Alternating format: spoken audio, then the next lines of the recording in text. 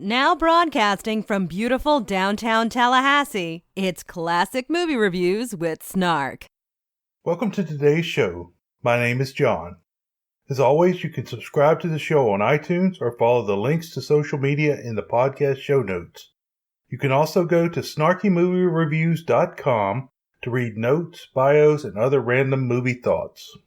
I am very sad that we lost Alan Rickman in mid-January. He was a great actor and one of the best bad guys of all time. I wanted to jump out of line and do a small tribute to Alan Rickman. I also wanted to do one of his bad guy roles.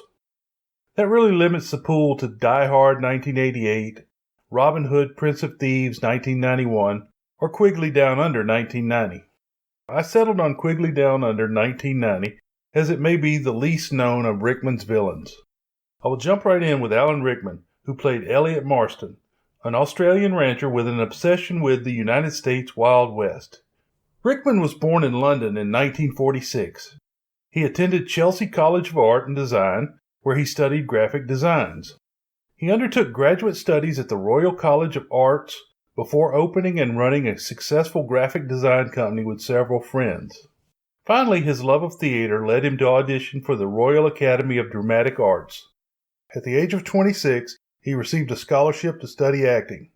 His professional career lasted almost 40 years, covering theater, television, and film. Rickman came to Broadway in 1987 in Dangerous Liaisons. He burst onto the film scene as villain Hans Gruber in Die Hard 1988. Paired with Bruce Willis, Rickman set the standard for generic European villains for decades to come. Continuing with Rickman's villain roles was Robin Hood, Prince of Thieves 1991. As much as I hate to do it, I'm going to say that Rickman, as the Sheriff of Nottingham, was better than Melvin Cooper in The Adventures of Robin Hood 1938. There, I said it. When Rickman's character as the Sheriff of Nottingham explained why he would cut out his foe's heart with a spoon, because it would hurt more, he won the title. Next would be Quigley Down Under 1990, where again, Rickman was masterful as the sniveling bad guy. Finally, in a movie that is way out of my time range, Rickman played another evil man, as Judge Turpin in Sweeney Todd, the Demon Barber of Fleet Street, 2007. To show his amazing talent, he had to sing in this movie as well. Rickman was adept at playing traditional dramatic roles, such as the noble Colonel Brandon in Sense and Sensibility, 1995. Rickman was also an outstanding comedic talent, showing his skills in movies like Dogma, 1999, as the straight-faced angel Metatron, Galaxy Quest 1999, where he played Alexander Dane, a self-important actor that felt he was too good for the Spock-inspired role that he was famous for, and finally, The Hitchhiker's Guide to the Galaxy 2005. Beginning in 2001 and continuing through 2011, Rickman starred in all 8 of the Harry Potter films as Severus Snape. For those of us that have not read the book, we were not sure if he was a good guy or a bad guy until the end. He was fantastic in this series, and in the end, he was good. Alan Rickman will be missed. Tom Selleck played the role of American rifleman Matthew Quigley. Selleck is a television actor that does great movies. Selleck was born in Detroit in 1945. He is best known for his role as private investigator Thomas Magnum on Magnum P.I. 1980 to 1988. With a red Ferrari and beautiful women in Hawaii, Magnum was the man all 80s men wanted to be.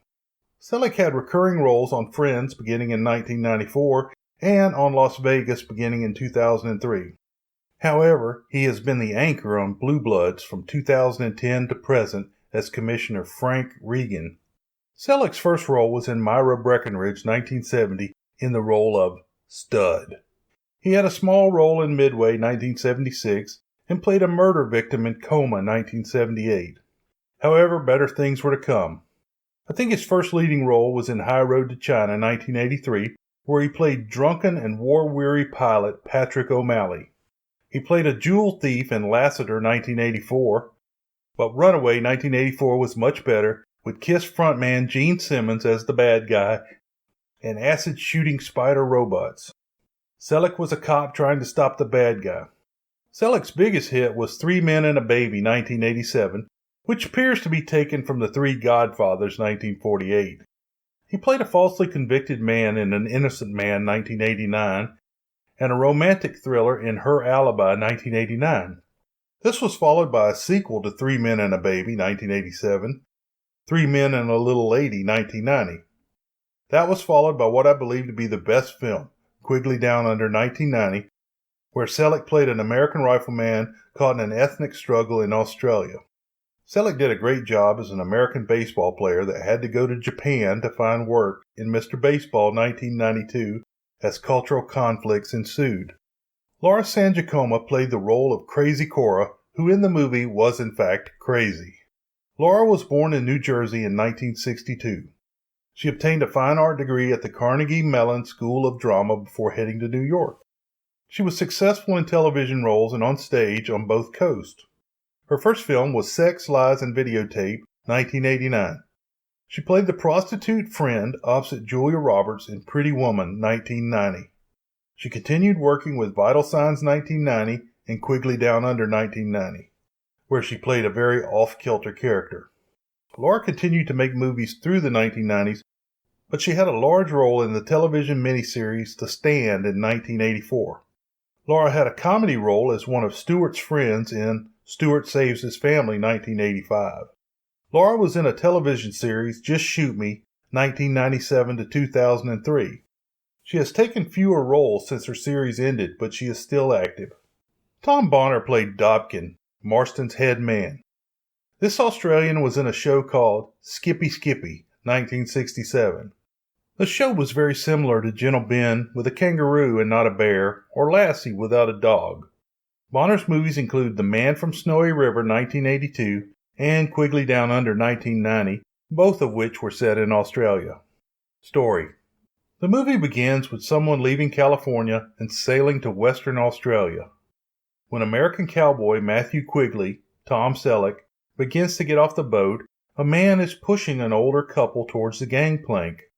Quigley intercedes and smacks the man in the balls with his rifle butt. Quigley gets off the boat and 3 Australian men are trying to force Crazy Cora, Laura San Giacoma, into a wagon with 2 other tarts. She is fighting, scratching, and biting. Again, Quigley steps in to save Cora. I don't reckon the lady's all that anxious to get in your wagon, mister. Roy? Oh, Roy, it's you! I'm not Roy, Every lady. time there's a ship from I'm America, sorry. I come down here looking for you. And my God, you've come for me. I'm sorry, Roy. I'm sorry. I'm sorry for everything. Does Crazy Cora belong to you? Didn't say that. Said she don't want to get in your wagon. Well, the boss says we can take some white tarts back to the station because we're sick of black ladies. So you just tell Cora to come real quiet and we'll feed her regular and everything. Please take me home, Roy. Bugger off, mate. Excuse me. I'm new here, so I ain't rightly certain. Is everybody in this country as butt ugly as you 3? He beats the 3 men until they find out he is Quigley, the man they have come to pick up. Cora goes along with Quigley, but she keeps calling him Roy. It's a 2-day trip to the ranch, or station, where the man that hired him is waiting. On the trip, they meet a jackass British cavalry commander that is in charge of law and order. When Quigley gets to Marston Station, he meets Mr. Elliot Marston, Alan Rickman. Marston is kind of a sniveling little ass that thinks he's an American-style gunfighter. Quigley had answered an ad for long-distance shooters and sent back the ad with a tight pattern and signed Matthew Quigley, 900 yards. Quigley gets the $50 of gold for coming to the station, and then he is asked to give a demonstration of his long-distance shooting ability. Quigley's weapon is an 1874 Sharps Buffalo rifle with a 34-inch long barrel, 4 more than normal. It has been modified to shoot a .45 caliber 110 grain metal cartridge with a 540 grain paper patch bullet. It has a double-set trigger and a vernier sight marked up to 1,200 yards, but, quote, this one shoots a mite further. Quigley hits a bucket with 3 quick shots at about 1,200 yards. 2 British cavalry deserters are brought in by some of the men. Marston provokes him into trying to escape and then gleefully shoots the pair. Quigley sees a problem coming. Quigley and Marston have supper in the big house, and the servant is an older Aboriginal man. Marston treats him quite poorly. Marston also wants to hear tales about Dodge City in the Old West. Are you familiar with the Army revolver, Mr. Quigley? Well, sir, I never had much use for one. It's a recent invention of your countryman, Colonel Colt.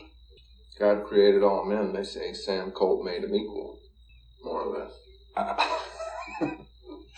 You see, that's what I like about you Americans. You people of action, not words. When Quigley finds out that he has been hired to shoot Aboriginals, he throws Marston out the window. Marston runs back in and is thrown out again. All of Marston's men, including the head man Dobkins, Tony Bonner, surround the house. Before the gunfight can begin, the Aboriginal servant knocks out Quigley from behind. Marston and his men savagely beat Quigley before they drop him and Cora off 2 days from civilization without food and water. As the battered Quigley is laying on the ground, he says to the 2 men that dropped him off that they have forgotten the gold. When the men come towards him, he surprises them and eventually kills both. Quigley and Cora walk for some distance before they eventually collapse. When they awake, they have been rescued by a group of Aboriginals and have been taken to a special rock shelter. During this time, the 2 groups exchange cultural information, and Cora reveals her backstory. Cora was living in Texas. One day when her husband was away, Comanches raided the homestead. She hid with her baby son, and when the baby started crying, she accidentally suffocated the infant, trying to silence him. When her husband, Roy, came back, he took Cora and put her on a ship for Australia as punishment. Because they were living with the Aboriginals, and the Aboriginals have didgeridoos, I'm going to have to do my didgeridoo imitation.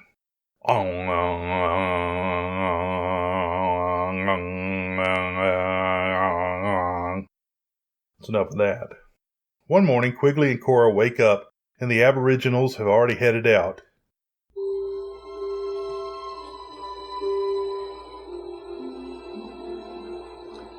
Don't exactly talk your ear off saying goodbye, do they?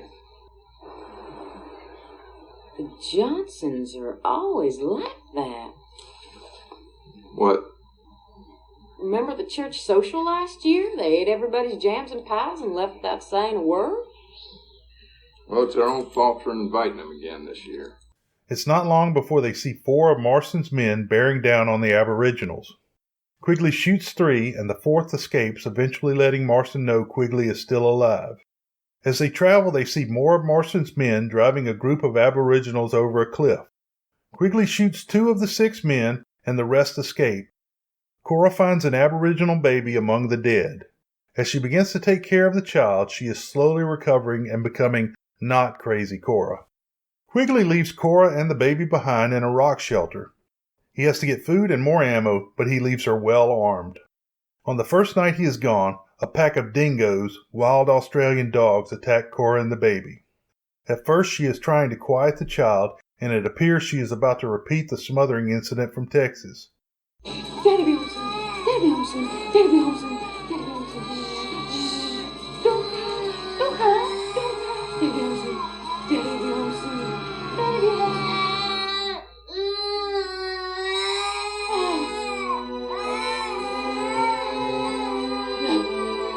You cry. You want to cry. You cry. You want to. Go on, darling. Cry. Hell. Let's both make some noise. Yes, we will gather at the river, the beautiful, beautiful river. Yes, we will gather at the river.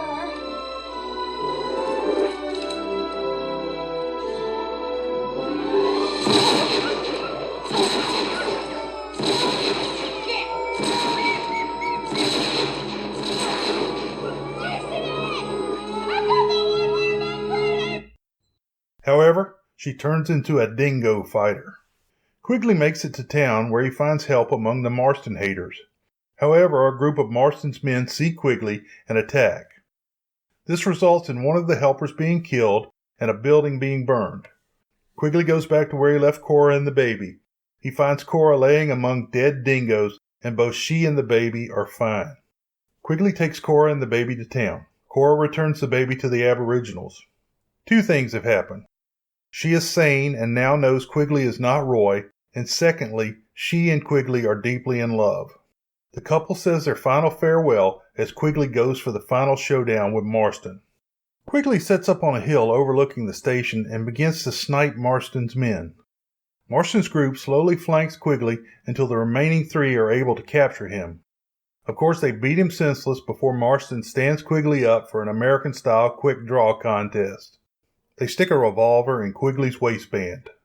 Marston starts saying he was born on the wrong continent, that he should have been in the West, and Quigley tells him, quote, "This ain't Dodge City and you ain't Bill Hickok," unquote. I have a few problems here. Dodge City is located in Kansas. For a time, Wyatt Earp, around 1876, was a deputy there before he went on to Tombstone, Arizona, and triumphed at the gunfight at the OK Corral in 1881. Wild Bill Hickok, although a gunfighter, was murdered in Deadwood, Dakota Territory, now South Dakota, in 1876. Hickok was shot in the back while he was playing poker, and it was said he was holding a pair of aces and a pair of eights. This combination of cards is still known as a dead man's hand. However, this just may be legend. Anyway, it's a cool quote. I seem to remember you're not too familiar with Colonel Colt's revolver, so this will be your first lesson. Don't worry, Mr. Dobkin and Mr. O'Flynn will ensure that it's a fair contest. Some men are born in the wrong century. I think I was born on the wrong continent. Oh, by the way, you're fired.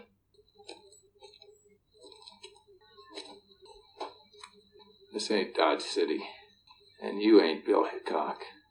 Marston and the two others face Quigley, and Marston draws first.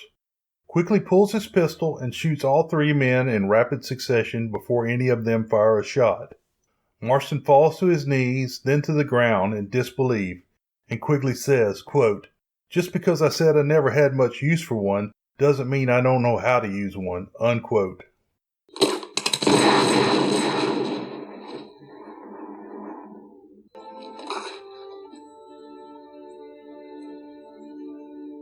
Said I never had much use for one.